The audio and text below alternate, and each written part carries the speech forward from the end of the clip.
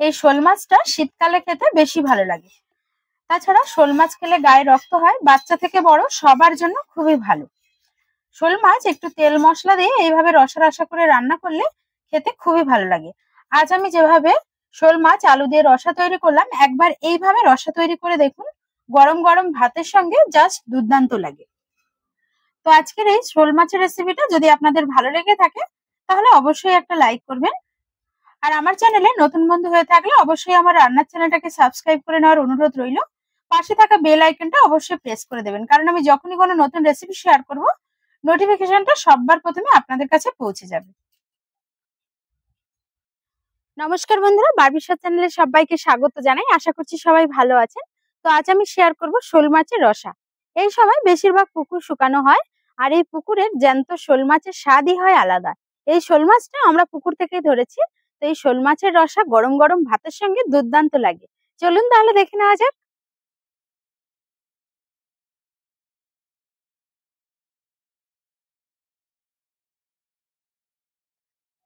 শোল মাছটাকে কেটে নেওয়ার পরে খুব ভালো করে বেশ কয়েকবার জল পাল্টে পরিষ্কার করে আমি ধুয়ে নিয়েছি।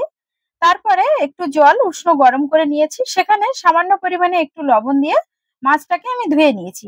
আপনারাও এইভাবে মাছটাকে উষ্ণ গরম জলে একটু লবণ দিয়ে ধুয়ে নেবেন, তাহলে দেখবেন কোনো রকম আষ্টে গন্ধই থাকবে না। দিয়ে দিচ্ছি সামান্য পরিমাণে লবণ, লঙ্কার গুঁড়ো, তার সঙ্গে দিচ্ছি হলুদ গুঁড়ো, আর 1 চামচ সর্ষের তেল দিয়ে দিচ্ছি।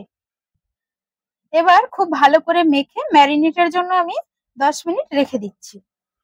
মাছটা আমি খুব সামান্য পরিমাণে একটু তেল দিয়ে ম্যারিনেট করে নিলাম, এতে করে ভাজার সময় মাছটা আর তেল ছিটকাবে না। তো মাছটা ম্যারিনেট করা হয়ে গেছে, এবার আমি রেখে দিচ্ছি।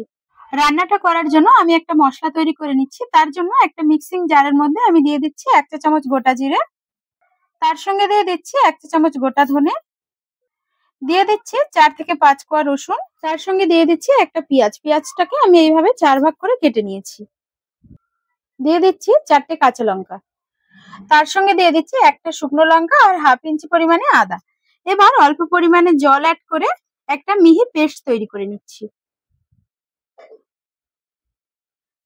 দেখুন খুব সুন্দর মিহি একটা পেস্ট তৈরি করে নিয়েছি। রান্নাটা করার জন্য একটা কড়াই খুব ভালো করে গরম করে নিয়েছি। এবার এর মধ্যে আমি দিয়ে দিচ্ছি 50 গ্রাম সর্ষের তেল। তেলটা খুব ভালোভাবে গরম করে নিয়ে কড়াইয়ের চারিদিকে স্প্রেড করে দিয়ে দিচ্ছি ম্যারিনেট করা মাছগুলো।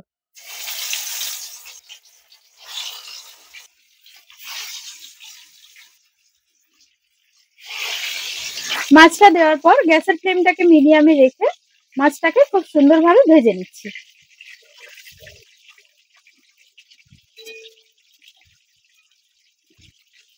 এইভাবে মাছের একটা পিঠ হয়ে গেলে উল্টে দিচ্ছি অন্য পিঠটা ভাজা হওয়ার জন্য।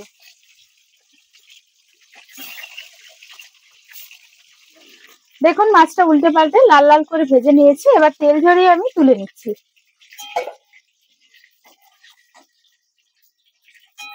বাকি মাছগুলো আমি একই রকম ভাবে ভেজে নিচ্ছি।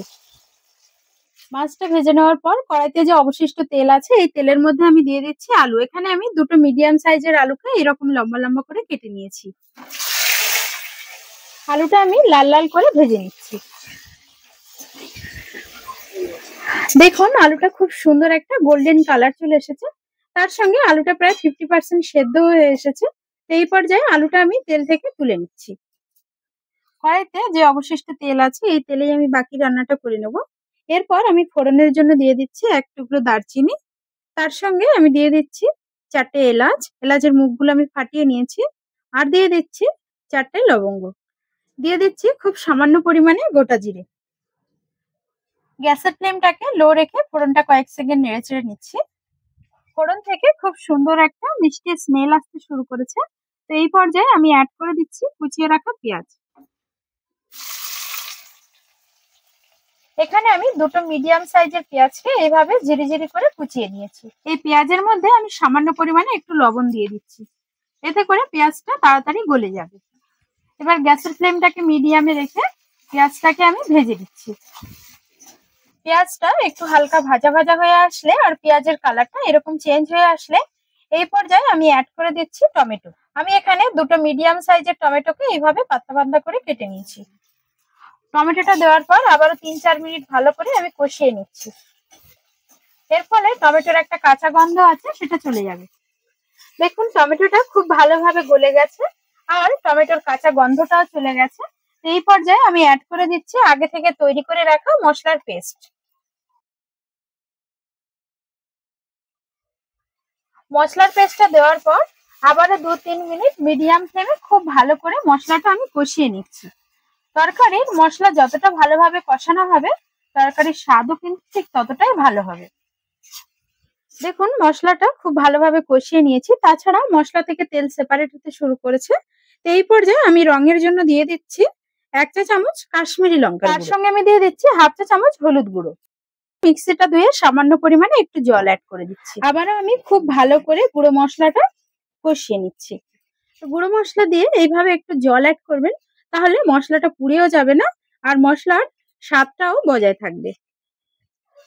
মশলাটা কষাতে কষাতে মাছের ঝোলের এতটা সুন্দর কালার হবে আর খেতেও এতটা টেস্টি হবে, ভাত খাওয়ার সময় মনে হবে আরো 2 মুঠো ভাত বেশি খেয়ে নিই। তো দেখুন মশলাটা খুব ভালোভাবে কষানো হয়ে গেছে, তেলও ছেড়ে দিয়েছে। তো এই পর্যায়ে আমি অ্যাড করে দিচ্ছি ভেজে রাখা আলু। আলুটা দেওয়ার পর সমস্ত মশলার সঙ্গে খুব ভালো করে মিশিয়ে নিচ্ছি। এর ফলে মশলার স্বাদটা আলুর মধ্যে ঢুকে যাবে আর ঝোলের আলুর স্বাদটা খুব ভালো হবে। আলুটাকে খুব ভালো করে মশলার সঙ্গে কষিয়ে নেওয়ার পর এই পর্যায়ে আমি অ্যাড করে দিচ্ছি গ্রেভির জন্য জল। আমি এখানে গরম জল ইউজ করছি। গরম জলটা দিলে তরকারির স্বাদটা খুব ভালো হয়।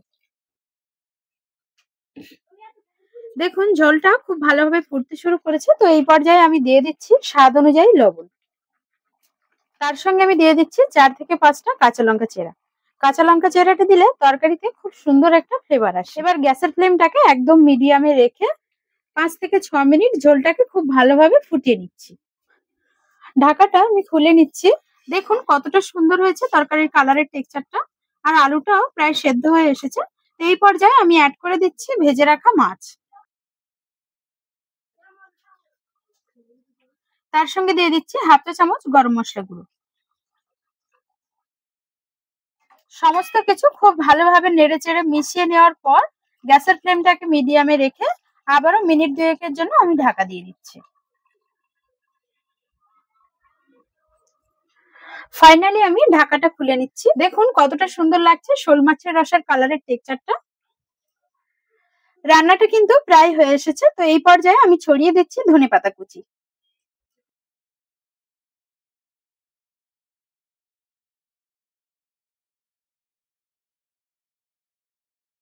একটু নেড়েচেড়ে মিশিয়ে নিচ্ছি।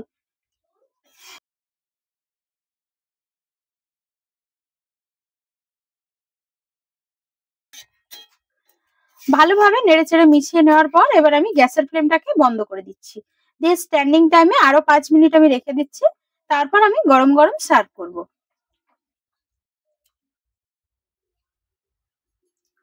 তৈরি হয়ে গেল গরম গরম শোল মাছের রসা। আশা করছি আমার আজকের এই রেসিপিটা আপনাদের ভালো লেগেছে। যদি ভালো লেগে থাকে তাহলে অবশ্যই একবার বাড়িতে ট্রাই করতে পারেন। কেমন হলো কমেন্টে জানাতে ভুলবেন না। আর ভিডিওটা যদি আপনাদের ভালো লেগে থাকে তাহলে অবশ্যই বন্ধুদেরকে শেয়ার করবেন। আজ তবে এই পর্যন্ত। আবার আসছি অন্য কোনো রেসিপির সাথে। ততক্ষণ সবাই সুস্থ থাকবেন, ভালো থাকবেন। ধন্যবাদ।